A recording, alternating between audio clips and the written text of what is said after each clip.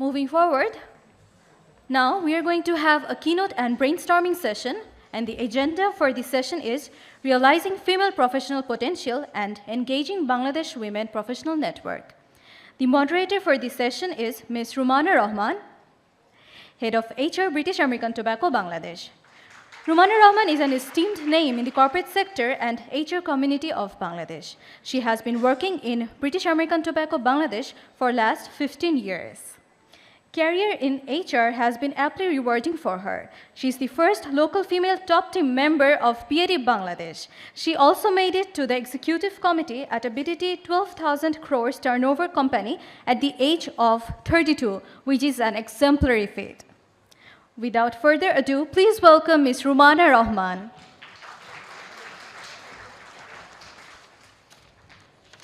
Thank you. Okay, a very warm afternoon to all of you. And thank you, Brand Forum, Bangladesh Brand Forum, Prima Appa and Sharif Bhai for giving me the opportunity to speak to all of you. First of all, I think I made my presentation and I think my speak is about beyond boundaries. And the reason I do this is because I feel still there's a long way to go in leadership in our country. Because when she was saying, she said that I'm the first women top team member, which in a way can be celebrated, but I also look at other way. It took so long to get one woman into the top team. So there's various ways you can look at it. I dedicate this to Wasfia, and I'm a big fan of Wasfia, and her contribution to Bangladesh is just amazing. And I thought I, as a woman, need to regard another woman from another sphere. So that's my take on us, Wasfia. Yeah, big round of applause for Wasfia. So I'd start first by doing what we need to do all as women. And I just want you to just give your two hands and free up your two hands for a while. Just 2 minutes, yeah? Just 2 minutes. Then you can go back, take pictures, do whatever, yeah? I want you to, and I'll tell you why we do this. I want you to first use one finger and tap your other hand with one finger. Yeah, one finger. Just do one finger. Yeah? And in a while, I want you to take your second finger and tap on your other hand with this. Yeah? Third, I want you to take your third finger and tap again. Yeah? And the fourth, and the last. Yeah? Higher, louder, more louder. Yeah? Thank you very much. I just want to say it's power of human, power of women, power of all professionals coming together. If we make this small effort, we can make a big difference in the world we are in. Yeah? Whatever accolades the speaker said about me is what I am today because of course, my input, but a success, I attribute my success to many others. Yeah? I've done my presentation in a way where I'll also ask you to answer some questions to yourself. You don't need paper and pencil. I see all of you have smartphones. You can just open your notes and then I'll ask you to answer some questions for yourself. Okay. First, let's understand why women matter. And I know research says various things and it's very rich in why we think women matter. And it's not a luxury. We need women in the workforce. And this is a research we said tapping the underutilized pool of skilled women. If you look at not just the world, in Bangladesh, in Dhaka University, 51% is women coming out of the university. And if we do not put that 51% into the workforce, we're not making any mark. So it's not like it's today's world or today's view or today's fashion to have women. We need women. We cannot run organizations. We cannot run corporations without women. So it's not like it's no-brainer. Second, women has become a growing advantage for companies. You know why? Tell me how many of you do grocery? Or how many of you make shopping decisions for your life or for your household?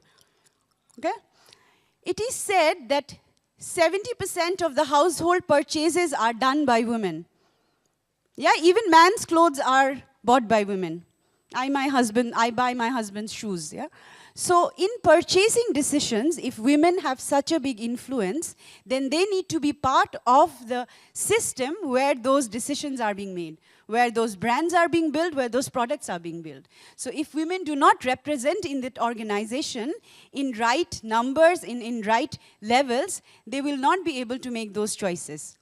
And the favorite one is Lego. You all know the brand Lego. They all had, all the time, Lego, which was very male-child-centric. It's when they had a woman in the board that they discovered the Lego women side of it. And that did tremendous benefit to their sales. Because Lego is not just a male's game. It's male children together. So that's how we bring consumer decisions and consumer insights through women in the organization. And third, it is found that women's positive impact on organizational excellence is very, very high. It's been seen in financial industries, in FMCG industries, in various sectors, that if in 101 companies that is being researched, I'm not saying that, McKinsey is saying that, research that companies with women senior management do better. Okay? We do not have a research in Bangladesh, but I'm sure if we reflect that, that will come very soon. And that brings me to the question I have for you. In what ways you matter to your organization? And I'll give you a couple of seconds to you to think. And that's the difference that you make for yourself and for what you do in the organization. Just keep a couple of seconds to jot down wherever you want to, in your phones or wherever you want to like. And that brings me, if you matter to the organizations, they say women are not ambitious. I hear questions like, you also work? So they ask the question to my husband, and husband answers, okay, he works here. So you also work? So I'm the part of the also, okay? But my younger years, now I have grown, I think I hear that question less. Then on the other side, I also hear, you have children? As if that's a taboo if you are a professional. So we are drawn and driven into ways to think and believe that if you are a leader, if you are a professional, you have certain ways. If you're not a professional, you have certain ways. And here I think I refute that, because research again says, over the course of my career, when asked, I have the desire to reach the top management. 81% of the men said they want, and 79% they said. It's very close. So there is nothing that says that women are not ambitious. Women are as ambitious as men. But we have a problem. And that problem is of belief. And that problem is, when asked to both mid-level management and senior level management, that will you make it to the leadership role? Only 58% mid-level, 69% senior management said they strongly agree. Okay? So there's a belief that whether I'll make it, I'm ambitious, but I don't know whether I'll make it or not. They're not confident about reaching that top. And that's the difference between the ambition. If you look at the ambition number was 79, close to 80, and in reality, what you believe can happen is much less. And if I elaborate that a bit into confidence, and that confidence is not just going to come along. Our confidence is in our attitude, our confidence is in the way we communicate, and the confidence in the way we do our body language. And I'll share a small example. When I came to top team and I got the first job, a very senior colleague of mine, and I'll not name it because there's obviously a lot of people from my organization sitting here. I have nothing personal. He's very close to me. He asked me, you know, Rumana, I'm very happy that you're in the role. But you know, I think if you had not got the job, if a man would have got your job, one more family in Bangladesh would have lived better. So I'm giving an economics. So he said, you know, I'm giving an economics. Economically, if one man would have done that job, and if you didn't do that job, because, you know, you can still live without that job, you will not die, then economically would have been better. Obviously, I was sheer pissed off, like many other we women, and we want to walk out. Then I thought that I'll not react. And I said, I'll respond to you. Okay? Yes, unfortunately, that would have happened if they found a man more competent than me. One. Second, even if they placed that incompetent man in my role, it would have done not good to the organization. And that has a domino effect on the economics. So it's important that when you say things, when you wear your attitude, what attitude you wear, because that's a part of how you build confidence. Communication, and I share here one of my colleagues' experience who's younger to me, who's sitting here, who's from a factory, and she's a great inspiration, and I draw from her. She works in the factory, and she is working in factories where you had to get on the stairs, and you get up, and you have to fix cylinders and stuff. So she was doing that one day, and in our factory, you have to wear like aprons, and you have to wear like full pants, and then shoes, so she was all covered, and she went up. So one of the workers came and said, I'm sorry, this has to be in Bangla, and if others can understand, like, we can translate that later. Apa, apni ebhabe upore utle bhalo lage na dekhte. Okay? And of course, she again felt terrible, but she said, আমি তো এখানেই কাজ করব, so আপনার দেখতে দেখতে অভ্যেস হয়ে যাবে. It's a very strong word, that one. It takes a lot of power to say that. And we have to do that at every step, because that translates to confidence. And the third one being, and this is a little funny, and I'll just move off and a little bit of there. So body language, you know, men come with a big ways of body language, and women come with big ways of body language. And these are different. I'm not saying we have to be a man. I never want to be a man. I'm happy as a woman, and I enjoy my womanhood. So we have a boardroom, a very, very big boardroom, and it's got lots of chairs, and obviously we are having an executive team meeting, and there's this team entering, and they are to present. I would see there's a group of people coming, and the males are coming, and shut, they're sitting, and there are two girls who are like,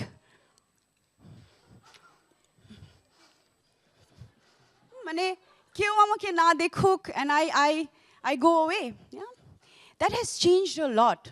And probably in my initial years, I was also like that. But I didn't realize it.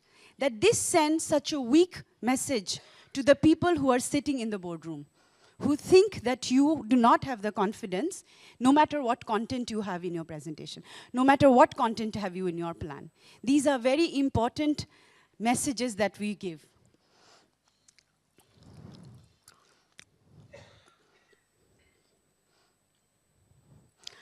We all have barriers. I mean, even if you are confident, if you are successful, if you have all the skills, we all have barriers. And they come in different forms and shapes. And this is how I see the barriers. I mean, there are various, but I see this women at workplace, these are the barriers that they mostly face. It's a double burden. Yeah, I say we worked in 2 shifts. We work all day, and then we go home, and we are children. Ekta paye dhore ase, ekta upore dhore ase, and the maid screaming, and then there's phone calling, and then there's parents calling. We have that. That's just life. Yeah? That double burden makes women sometimes opt out. It's a very tiring process. And in leadership jobs, that burden of thinking is very high at work, so it is very difficult to cope for women. Those who have, you know, reached stages, who have done well, have managed that very, very well. And then in leadership roles, there's a high necessity to work anytime, anywhere. You know, you don't know when your factory will be in fire, you don't know when the market needs you, you don't know when people need you to travel, you don't know the phone calls. That is just not going to happen as you want. And excessive modesty. and lack of ability to promote yourself, you know. I've never seen a man coming to me and telling me why I got this role or why I got this promotion. I've seen women coming to me and telling me, Rumana, why was I chosen for this role? Yeah? And that's not wrong. That's not wrong. I see reaching that out is very important and listening out is very important. But men don't do that. For some reason, they don't do that. And absence of role models, of course. A lot of women today, probably when I joined from graduate school, we did not have a lot of role models. Yeah? Like when Dineep and I, we came from school, we did not have even, in senior roles, we did not see females. Tokhon onna pora chhara office ashata was like a taboo. Yeah? And now I think we have progressed a lot in that perspective. Not in a very professional way, it's very important. And how I respond, and I'll share with you my ways of dealing with that, so that you can just give. You know, when you have double burden, you have to double resource yourself. Yeah, not by just increasing the number of maids you have, or you can't have 2 husbands or 2 mother-in-laws or 2 mothers. You can't. Yeah, you just have to do something to make sure your energy is maximized. Yeah? And sometimes you just have to outright negate some of the burdens. A biggest burden that I felt when my daughter started to go to birthday parties is everything matches. Yeah, from hair clips to the crown, tiara, to the shoes, to the leggings, everything matches, and I felt this amazing burden to conform to it. Yeah? And then my husband told, does it really matter what clips and what she wears? Why burden yourself with that if we can live without that? So we also sometimes overburden ourselves with things probably are less important in our life. And that can be done away. And my daughter plays football. She hates clips, probably thanks to me. And maybe she will blame me someday that did not happen. But she feels very good that I don't force her to wear those frocks and dresses which itches at the time when they get to the parties. And then we have to maximize. I was telling in the morning in a session in our company, we only have 24 hours. We cannot increase that 24 hours. Only thing we can do for ourselves is to maximize our energy, to take care of our health, to maximize what output we can produce ourselves. In the necessity of work everywhere and every time, my answer would be we have to proactively manage this. If we have to travel, we have to say that early on. You have to say that I don't do this, and I don't work these hours. You just have to be very, very bold in saying that, you know, this cannot happen for me. And also, you have to explore alternatives. And I have to say, when I had my first child, it was not planned. When I had my second child, it was very, very planned. Yeah? So I said no to 2 international assignments when I had my second child. I proactively said it before even having that child, that I'm going to plan my career this way. So if you want me in the organization, you have to plan my life this way. Yeah? Some things might work, some things might not work, but you have to say it. Don't think that somewhere, someday, somebody will hear and respond. My response to the third part, excessive modesty, lack of ability to promote oneself, has changed a lot. I see the younger girls do better in it, to promoting themselves, raising their hands to the roles. And maybe in my generation, it was very difficult to do that. We do that very, very well these days. And I was telling again in the morning, when you give a negative feedback to a male, that apnar eta hoyni bhalo, he'll come out of the room shrugging. Yeah? So what? It's okay. That's me. If you tell this to a woman, again, Mackenzie says, life will fall apart. Yeah, she'll think, why I did this? Why did this happen? When did I say that? When did I make that comment? Why it happened? So life sucks out. Probably 2 nights of sleepless hours, and then we can be together, be normal. An absence of role models. If you do not have role models in your area, you be your one. Okay? And I think it is very, very much possible to be a role model of yourself. A lot of women ask me this question, Rumana, ekhane to aage jay nai kyo? Yeah? And then I say, you be the one to reach there first. That brings me to my piece on women in leadership and why we're not going boundaries, why we're not moving boundaries. And I'll not speak, I'll play a video of Sheryl Sandberg where she gives 3 very key messages of why we at Women do not make at the top. Okay, why we need to make at the top and why we do not make at the top. It's a very, very, very natural, very authentic way to say it. I didn't want to steal her show, so I just want to speak. I'm going to play the video. I have cut short it to just reflect the parts that I think are relevant for us. Today I want to focus on what we can do as individuals. What are the messages we need to tell ourselves? What are the messages we tell the women that work with and for us? What are the messages we tell our daughters? Now at the outset, I want to be very clear that this speech comes with no judgments. I don't have the right answer. I don't even have it for myself. I left San Francisco, where I live, on Monday, and I was getting on the plane for this conference, and my daughter, who's 3, when I dropped her off at preschool, did that whole hugging the leg, crying, "Mommy, don't get on the plane" thing. This is hard.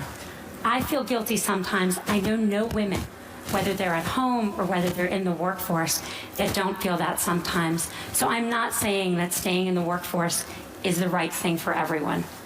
My talk today is about what the messages are if you do want to stay in the workforce. And I think there are 3. 1, sit at the table. 2, make your partner a real partner. And 3, look at that. Don't leave before you leave. Number 1, sit at the table.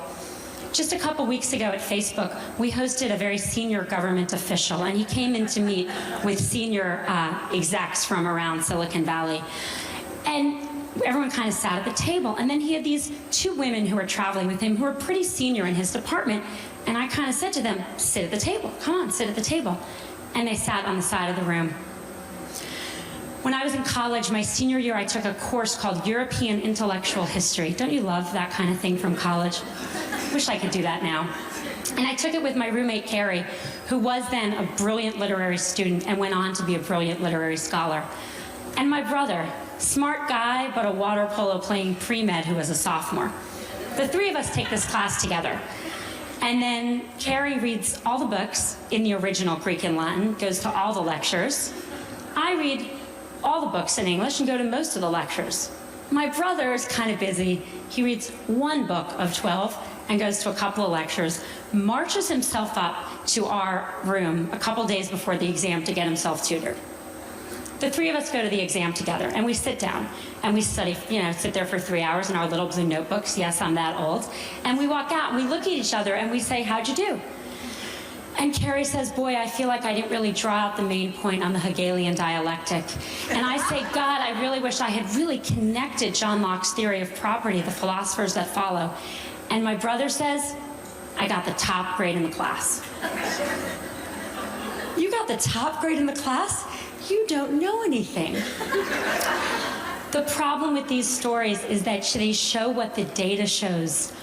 Women systematically underestimate their own abilities. If you test men and women and you ask them questions on totally objective criteria like GPAs, men get it wrong slightly high and women get it wrong slightly low. Success and likability are positively correlated for men and negatively correlated for women. And everyone's nodding because we all know this to be true. There's a really good study that shows this really well. There's a famous Harvard Business School study on a woman named Heidi Roizen. And she's an operator in a company in Silicon Valley, and she uses her contacts to become a very successful venture capitalist. In 2002, not so long ago, a professor who was then at Columbia University took that case and made it Heidi Roizen. And he gave that case out, both of them, to 2 groups of students. He changed exactly 1 word, Heidi to Howard. but that one word made a really big difference. He then surveyed the students, and the good news was the students, both men and women, thought Heidi and Howard were equally competent, and that's good.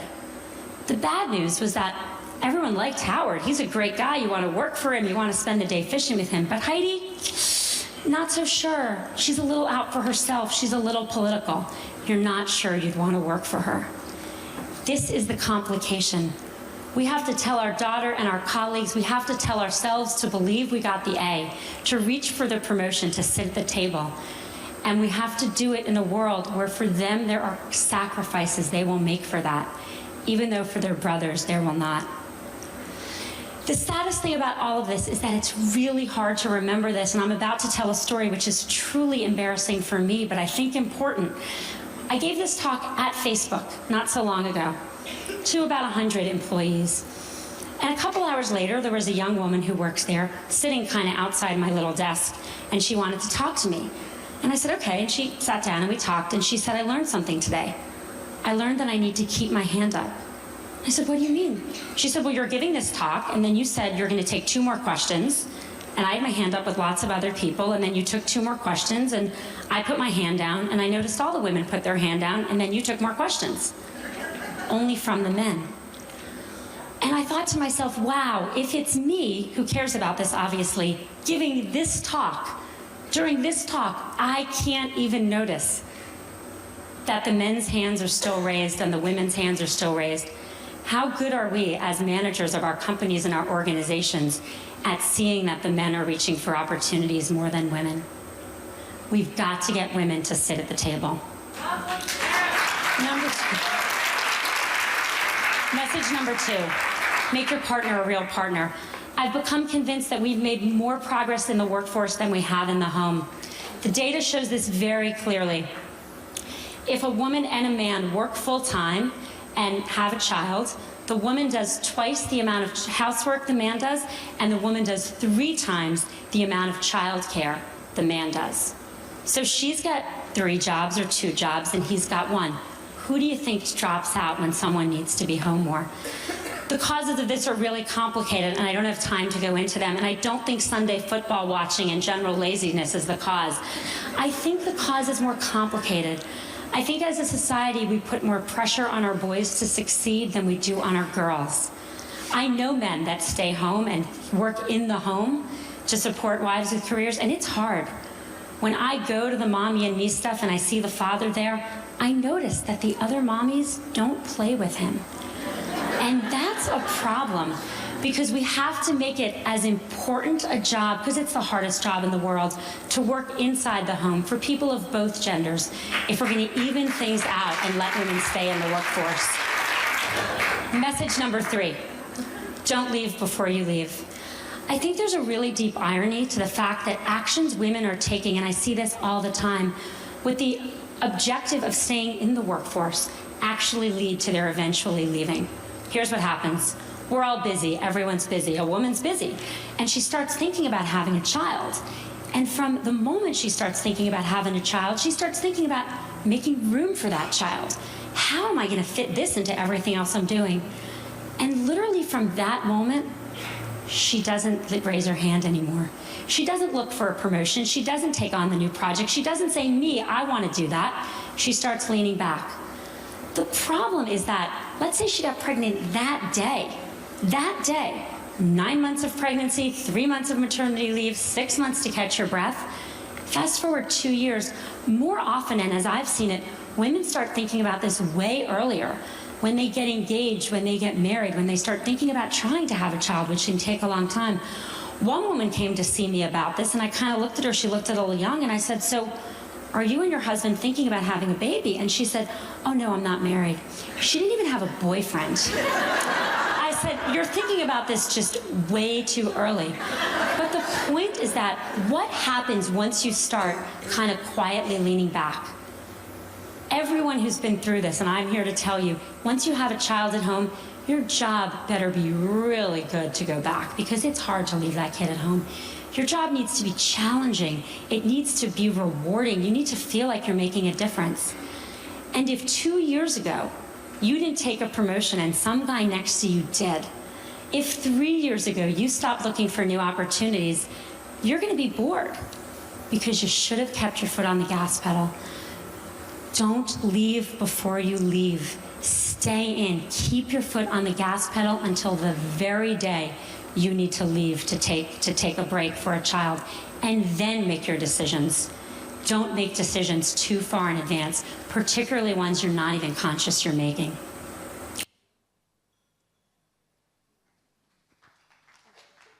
You know, we think in US, everything is progressive, where women have all the freedom and to take choices. It is very, very similar.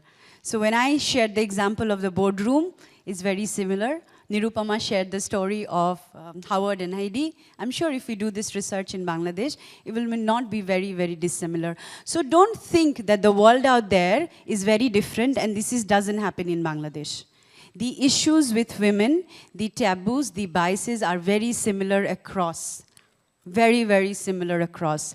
And trust you me, maybe in Bangladesh, and why I say, and I'll show my little bit about my life and career in a while, I believe it's sometimes, in certain cases, it's easier in Bangladesh because of the support network we have.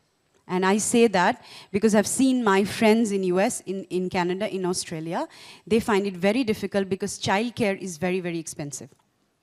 When it gets expensive, then it doesn't make a business case for you to work and then give the whole salary to, to the daycare. Now, a little bit about myself, and I'll just very quickly share how it has been for me. And before this presentation, I didn't even reflect this way. And the reason I say this, I come from a very ordinary family in Bangladesh.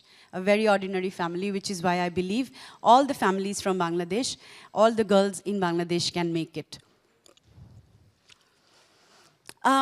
This is a note where I say I was being, tutored for various good schools in Bangladesh, in Dhaka.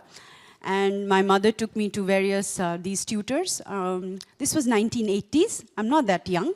1980s, and we're looking for a school for myself.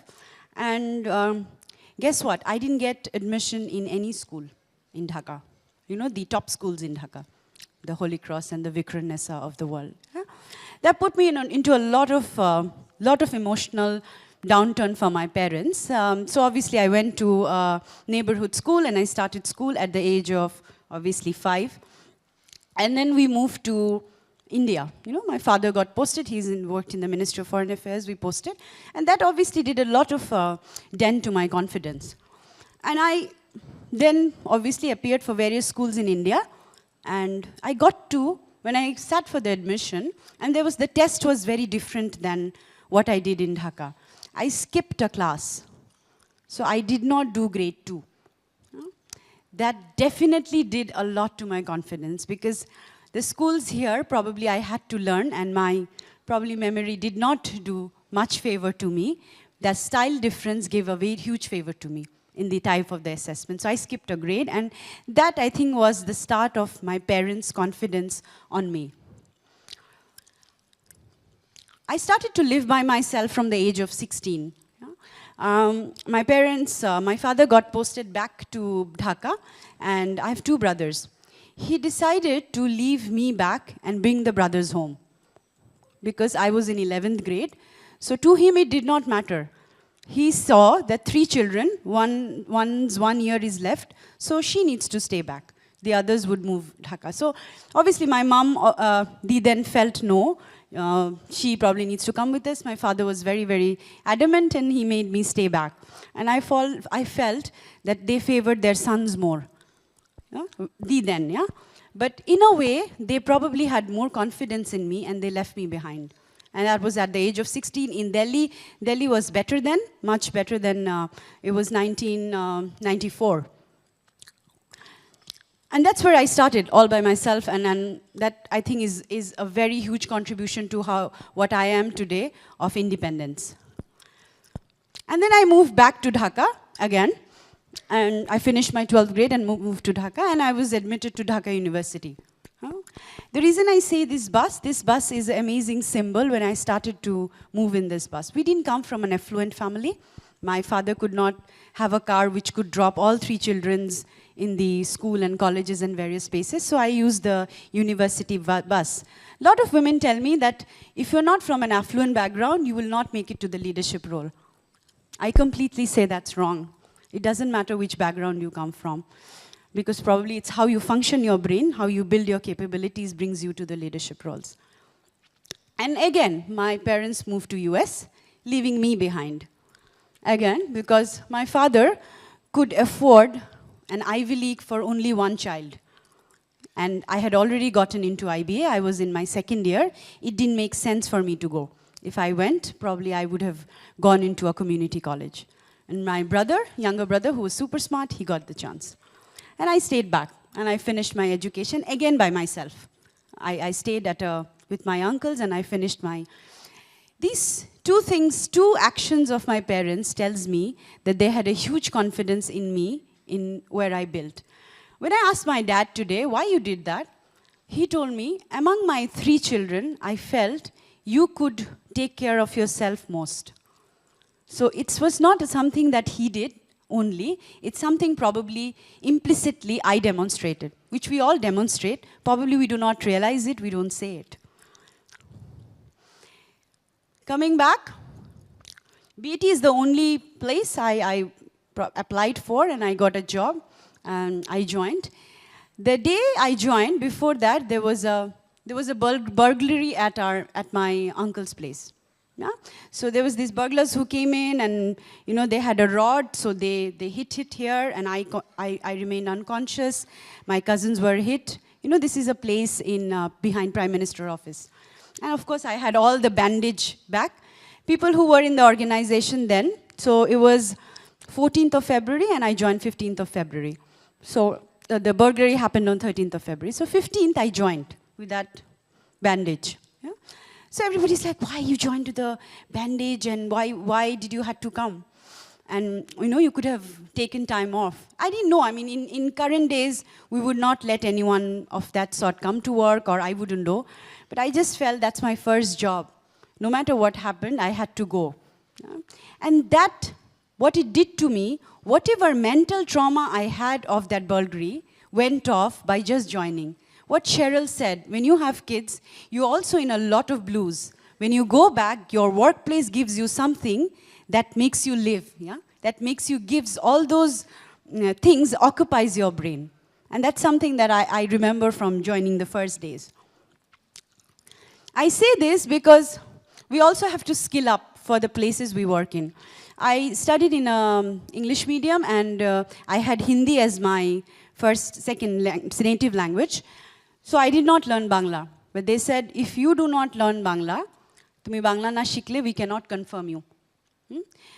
And at the age of 21, I read all Shomoresh, all Shishundu, all Shunil at that age. Probably you guys start at 14, I started at 21. I believe that, and I got so much out of it. Even if I don't need that now, but it did a lot of good to me. So if there is something that you don't have, or you don't know, there's no harm learning at a very late age. A lot of people learn computer and all these gadgets at this age. There's no harm doing that. I did a small stint in Pakistan, in a very rural part of Pakistan. And the reason I appreciate and I say it's more possible in Bangladesh, because during those 3 months in Pakistan, I realized how independent Bangladesh is, how more progressive we are, how more difficult it is in other parts of the country. And that's why I put that up. And it makes you just more humble of what you have. I have 2 beautiful children, 2 daughters. One is going to be 9, one is 18 months. And we all plan in life. I had planned that, I'll have children, my mother's going to take care of everything, I'm going to go international assignments, everything. But I lost my mother when I was having my first kid. And this happens to all of us. We make plans, but our plans do not work the way we want it to work. And when I was having my first child, I came back, it was very, very hard to take care of the first child. And I was thinking, because I had planned, I'm a planner and I went to business school, we're very high on planning. I realized because of the assumptions in the planning, somebody was there. In the reality, somebody was not there. I thought this is not possible. But what I realized that when you do a plan, you do a plan based on the circumstances of that time. But when you are executing the plan, the circumstances change. That doesn't mean your goal will change. So I decided that, somewhere there, that my mom would have wanted me to be here. So I would do that somehow, taking other help. One of it is Zinia Appa sitting here. She, in her school, my younger one goes. And various support that I took to be here, because I thought that one assumption cannot change my goal. And so for all of us, there could be many assumptions on basis of which we change our goal.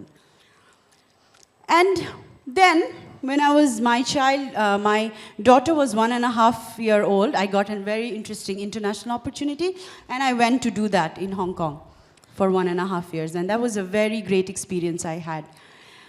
I say that you also have to plan that. I planned every 3 months, because every 3 months, either my father or my mother-in-law had to stay, because otherwise we would not work that out.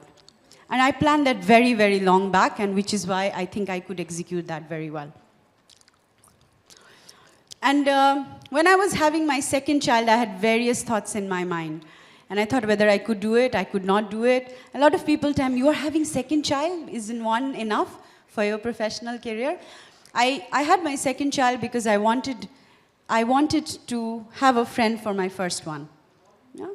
And more and more people I see in my company having second child, I feel very, very good. Because, one is an achievement, but two is a fulfillment. And through this, I believe I have a long way to go. I have a lot to learn, which is why I want to engage you all at this point in time.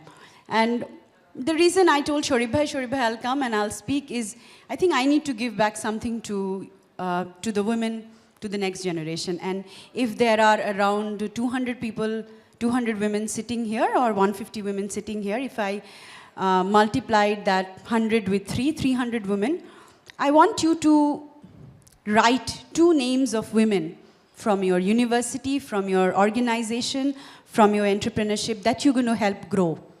Yeah? I want you to do that, and so that we in the Bangladesh Brand Forum use it for the women in leadership. Yeah? And then later, we want this to work for ourselves, for everybody. Yeah? And I just want you to write those 2 names for yourself. And also at the end, I would request 2 volunteers, 2 from, there's lots of youth leaders sitting here, I understand. Can you raise hand who are from the education, or they've disappeared? Yeah. So, women, higher hand, yeah? So I would need 2 volunteers, and also 2 volunteers from the professional world, because we in the Women in Leadership trying to build a network to help other women. And it's a necessity cause for us, because someone has done for me, I want to do for others. Someone has done for you, which is why you are here. Probably you have done for yourself, which is why you are here. Last not the least, build your team. When you have fantastic teams, your job will be much, much easier. Yeah, because they run. They run for what you think are the best. And sometimes, a lot of the research says, as women, we don't build teams. We're so busy building ourselves, and we're so busy making ourselves perfect, we don't build teams. And this one's my favorite. There's a bit of a funny animation here. And this is my leadership team, and this is my family. There's got holiday, there's got books, and there's got health, which I think are very important. And the way I tilt it, the reason I tilt it, because there's never going to be this balance. Nobody in this world, I'm sure Shobha De and Prima Appa and everybody would agree that this balance is never achieved, which is why I tilted it. In 365 days of your life in a year, it will tilt here and there. But don't worry about it. Don't lose sleep over it. Just go on with life and it'll be fine. And as I said, how do you read this? This is opportunity is nowhere. Yeah? Opportunity is now here as I say it. With that, I would want 2 volunteers from universities. So can I have someone from Bangladesh Brand Forum, from where you can, or just give it to me, the names you want to work, come forward to work for after this, so that we can then make the Bangladesh Brand Forum piece work, to myself or Prima Appa or Sharif Bhai. Okay? I'll end this with a video. This is not for just men, women. This is for everybody. And this is, I think I remember Nasreen Appa was saying, think big and think beyond limits, think beyond boundaries. Yeah? I still have 2 minutes, so I'll play.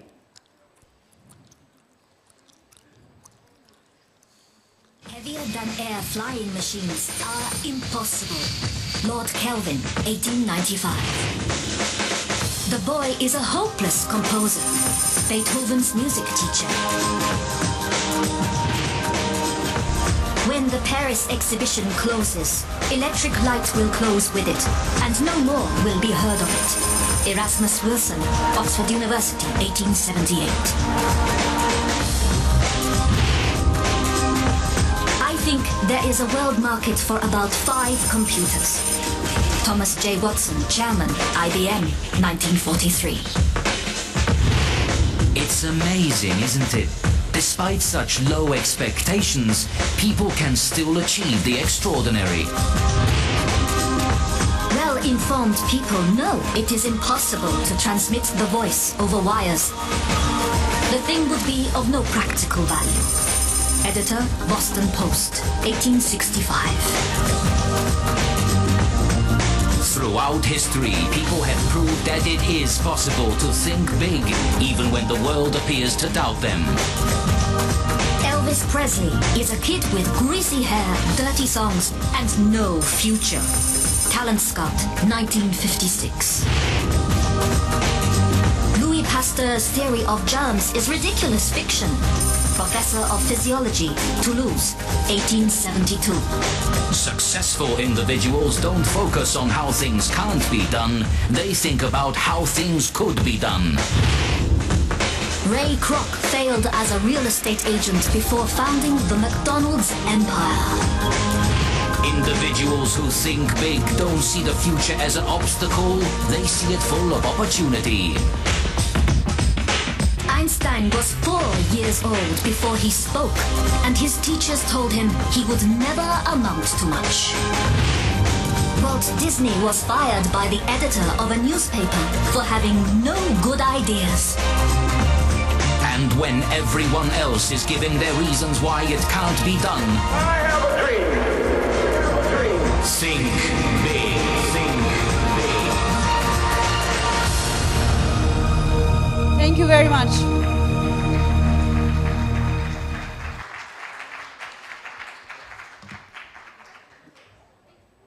Thank you so much, ma'am. I'd request you to give me an opportunity to hand over a small token of appreciation, and for that I would like to call Dr. Farida Zaman, Professor of Drawing and Painting Department of University of Dhaka. Please welcome Dr. Farida Zaman.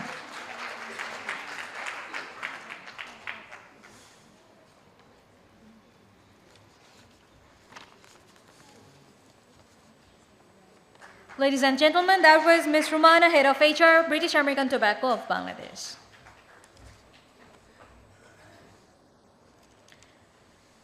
Now,